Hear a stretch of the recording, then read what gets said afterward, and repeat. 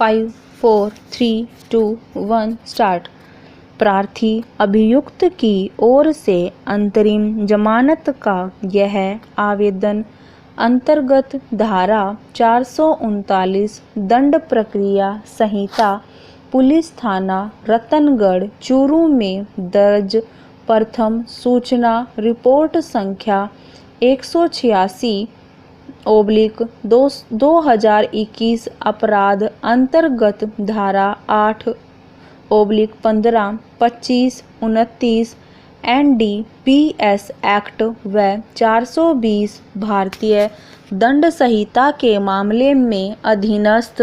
न्यायालय अपर जिला एवं सेशन न्यायाधीश रतनगढ़ जिला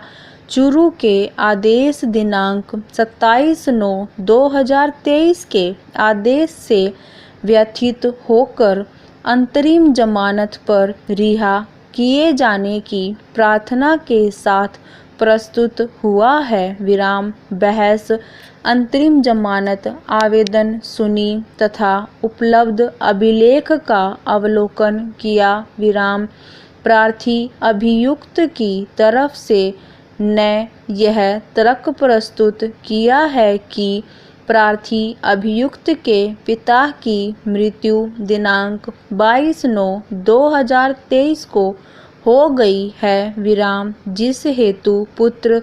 धर्म निभाने के लिए अंतरिम जमानत का लाभ दिए जाने की प्रार्थना की गई। विराम योग्य लोक अभियोजक को सुना गया। विराम बहस में उठाए गए बिंदुओं एवं अभिलेख पर उपलब्ध सामग्री व प्रार्थी अभियुक्त के पिता की मृत्यु हो जाने के तथ्य को ध्यान में रखते हुए मानवीय दृष्टिकोण को मद्देनजर रखते हुए प्रकरण के गुण अवगुण पर कोई टिप्पणी किए बिन प्रकरण के तथ्यों व परिस्थितियों को देखते हुए प्रार्थी अभियुक्त को अंतरिम जमानत का लाभ दिया जाना न्यायोचित प्रतीत होता है। विराम अतः प्रार्थी अभियुक्त की ओर से प्रस्तुत यह अंतरिम जमानत आवेदन पत्र स्वीकार कर आदेश दिया जाता है कि प्रार्थी अभियुक्त मुकेश कुमार पुत्र गिरधारी लाल पुलिस थाना रतनगढ़ चूरू में दर्ज प्रथम सूचना रिपोर्ट संख्या 186/2021 के मामले में विचारण न्यायालय में अपनी नियमित उपस्थिति के संबंध में 1 लाख रुपए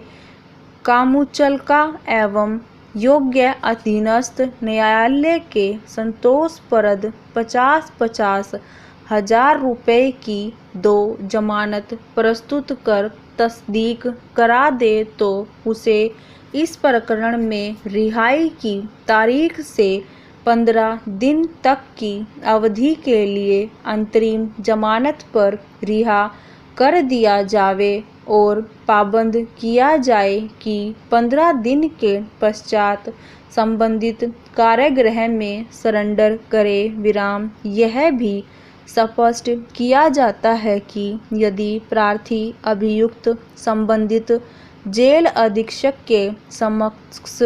नियत तिथि को उपस्थित नहीं होता है तो विचारण न्यायालय उसे गिरफ्तारी वारंट से तलब कर सकेगा। विराम पत्रावली वास्ते देखने पालना आदेश दिनांक 30/12/2023 सूचीबद्ध हो। विराम सुप्रीम कोर्ट ने माना है कि वयस्क हो चुकी अविवाहिता बेटी यदि वह किसी मानसिक असामान्यता चोट से पीड़ित नहीं है तो धारा 125 CRPC की कार्यवाही के तहत अपने पिता से भरण पोषण का दावा करने की हकदार नहीं है। विराम